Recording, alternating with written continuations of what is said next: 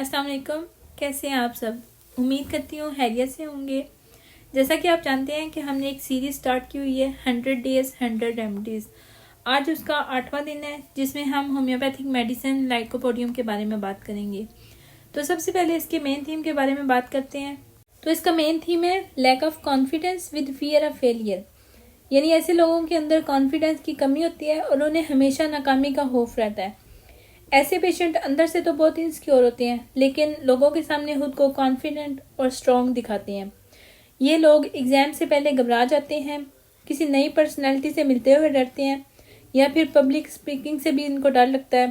Lycopodium के patient होते तो इंटेलिजेंट हैं लेकिन इनके अंदर कॉन्फिडेंस की कमी होती है। घर में वो बॉसी और कंट्रोलिंग नेचर रखते हैं लेकिन बाहर लोगों के सामने खौफजदा होते हैं और हिचकिचाते रहते हैं। छोटी छोटी बातों पर इरिटेट हो जाते हैं और क्रिटिसिज्म बर्दाश्त नहीं कर पाते। लाइकोपोडियम के पेशेंट जब भी स्ट्रेस लेते हैं तो उससे उनका डाइजेस्टिव सिस्टम इफेक्ट करता है, तो फिर इन्हें एंजाइटी के साथ साथ गैस होती है, एसिडिटी होती है और ब्लोटिंग होती है।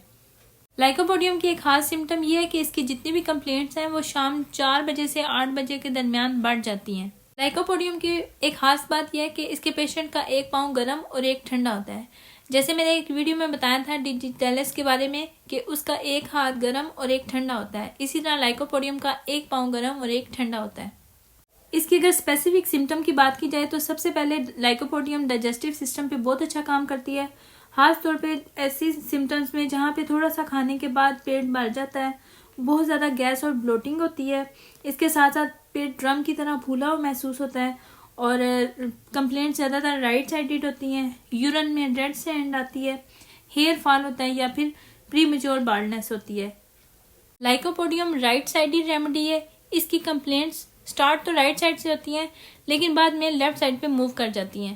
लाइकोपोडियम ना सिर्फ डाइजेस्टिव इश्यू में काम करती है बल्कि ये लिवर डिसऑर्डर में भी बहुत अच्छा काम करती है, खासतौर पे उन बीमारियों में जो बहुत ज़्यादा लंबे अरसे से चल रही हो यानी क्रॉनिक डिजीज़ में काम करती है।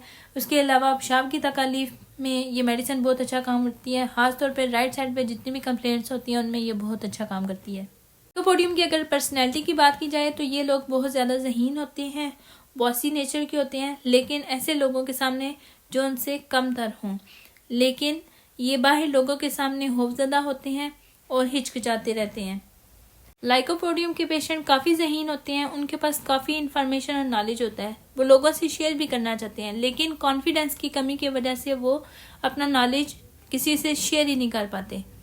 ऐसे लोग प्लानिंग तो बहुत अच्छी करते हैं लेकिन एग्जीक्यूशन से पहले कॉन्फिडेंस खो देते हैं और ख़ासतौर पे एग्ज़ाम और इंटरव्यू से पहले इनमें एंग्जाइटी शुरू हो जाती है। ऐसे लोग फैमिली या क्लोज रिलेटिव के साथ तो कॉन्फिडेंस से बात कर लेते हैं लेकिन बाहर लोगों के साथ रिजर्व रहते हैं, अपनी खामियों को छुपाते हैं और चाहते हैं कि उन्हें रिस्पेक्ट दी जाए और उनकी हौसला अफजाई की जाए। लाइकोपोडियम के पेशेंट ज़्यादातर ऐसे लोग होते हैं जो बिजनेसमैन होते हैं, स्टूडेंट होते हैं या मैनेजर होते हैं।